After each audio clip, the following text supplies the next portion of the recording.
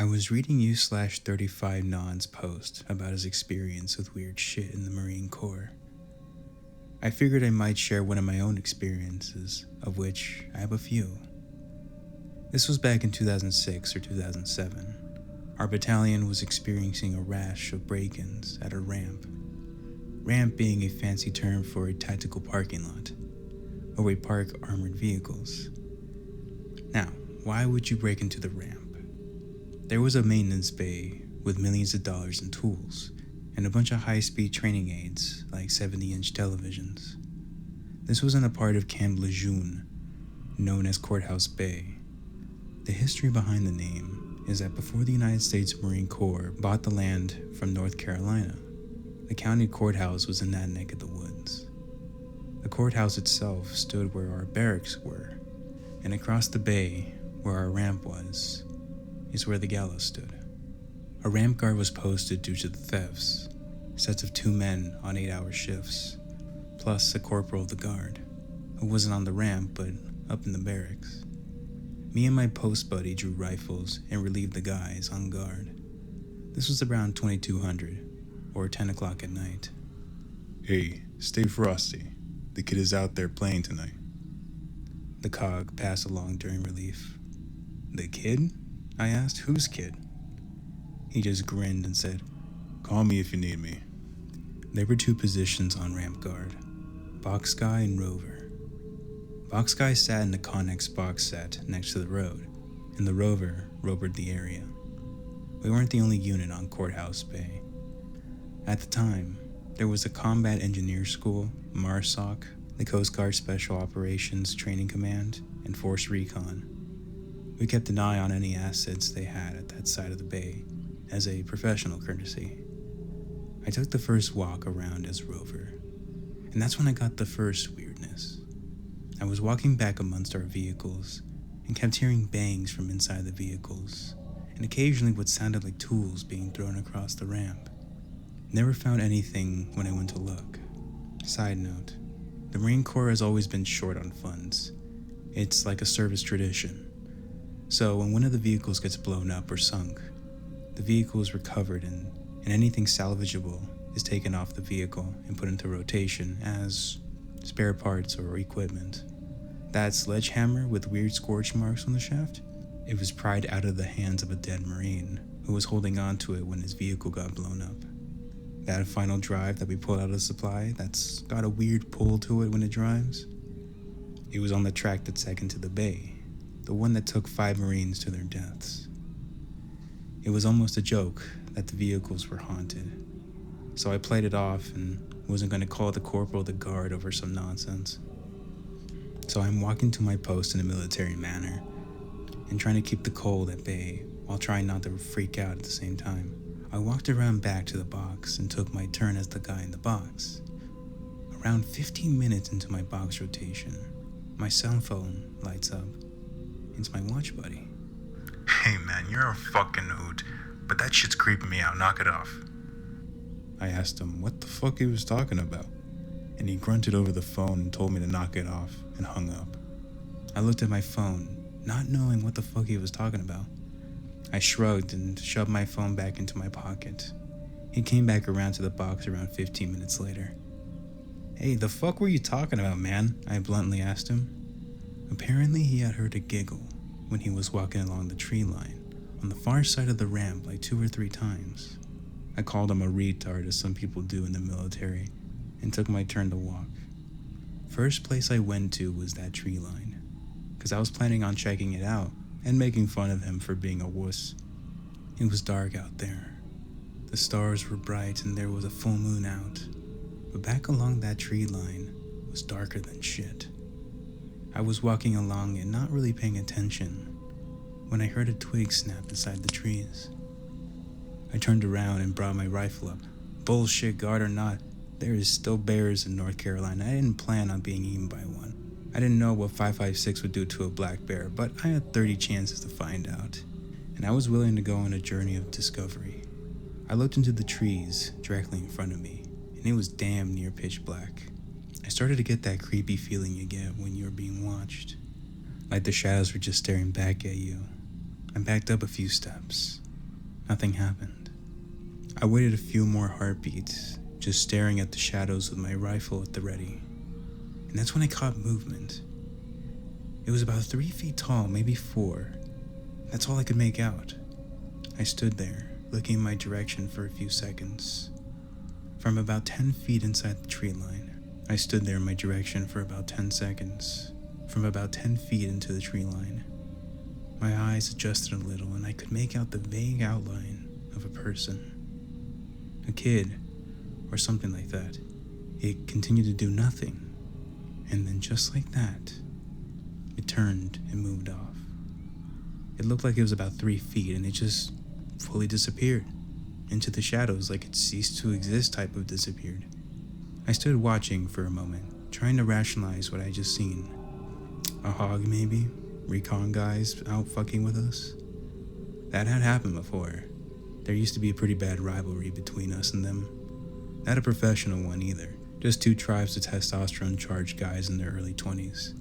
Tribal conflict was inevitable, but that was pretty chill by now. Maybe I had imagined it. Probably had.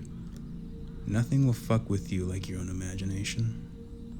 I returned to walking my post, but kept glancing over my shoulder. I kept telling myself that it was just my imagination. Nothing more, nothing less. I couldn't shake it though. I made my way back to the box and did a turnover. My watch body seemed a little withdrawn, yet kind of wired, almost jumpy. I asked him if everything was alright, and he told me he felt like he was being watched the entire time, and it was freaking him out. I told him about the shadow at the tree line. He looked at me with genuine fear in his eyes, and we agreed not to go back there again for the rest of the night. I offered him a smoke, and he took it. He almost hung around within sight of the box during his rove. It came time to change shifts from box guy to rover. My buddy was a bundle of nerves, but I was still cool to rove. I had a loading rifle and body armor, and at that point in my military career, I still thought I was invincible. So, I went to rove. I wandered back down towards Motor T in the Coast Guard docks behind the building. That feeling of being watched popped up on my radar again. I looked out towards the concrete dock, and something was off, and I couldn't tell what it was until it moved. The top of what looked like a head dropped down beneath the edge of the closest dock, like someone had been poking their head up above the edge of the dock and was just watching me. I would like to say that I was just a total badass here. I raised my rifle and started ordering it into the light, but I did no such thing. I stood frozen. A sort of fearful indecision stopped me in my tracks. I heard something splash out of the water, just the far side of the dock I was watching. You see, something poked out of my mind.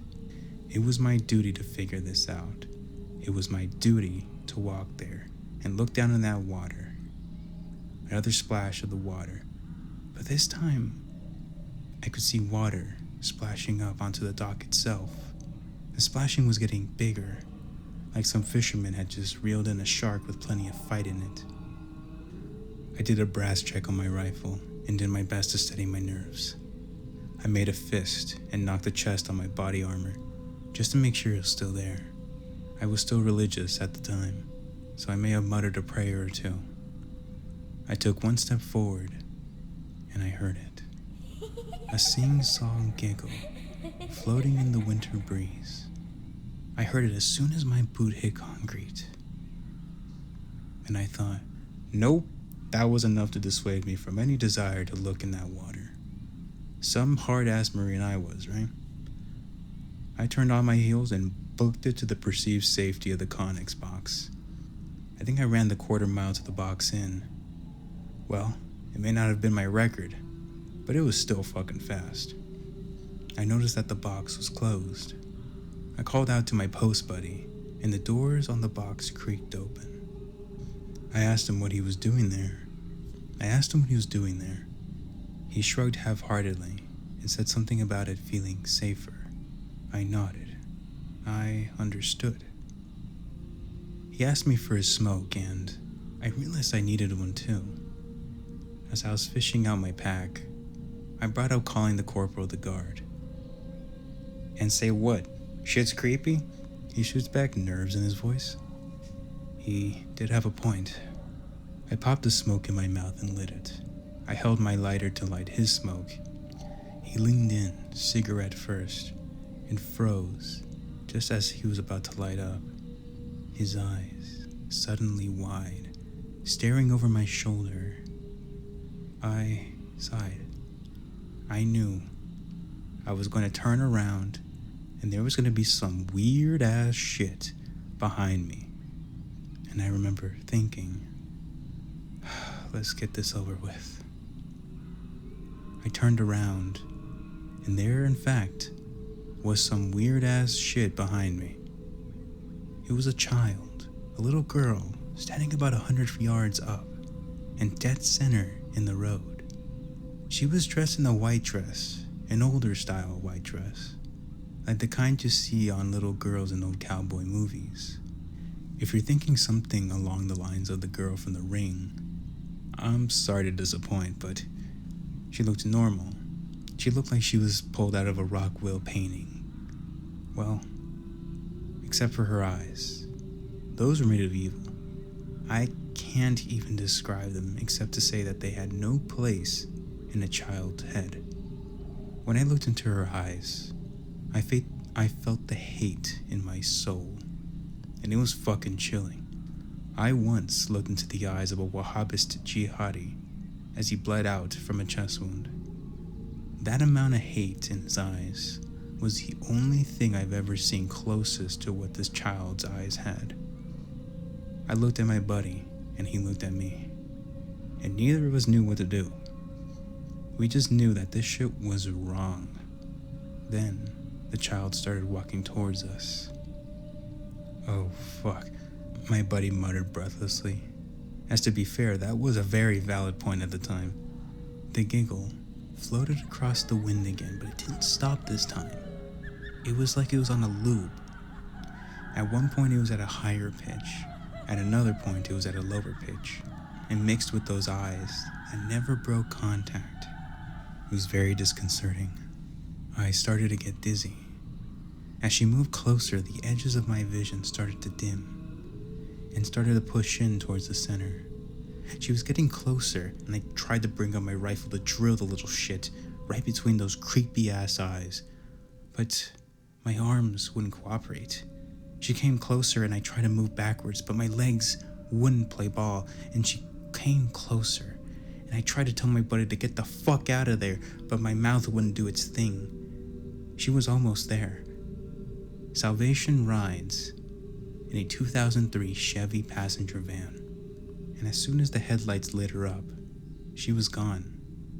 And I could move again. And I demonstrated this by falling to my knees and gasping. I instantly felt like I had a motherfucker of a hangover. The van rolled up to it, the passenger door swinging open. "You boots okay?" It was the corporal of the guard, and I responded by vomiting. The cog chuckled. "I told you the kid was playing outside tonight."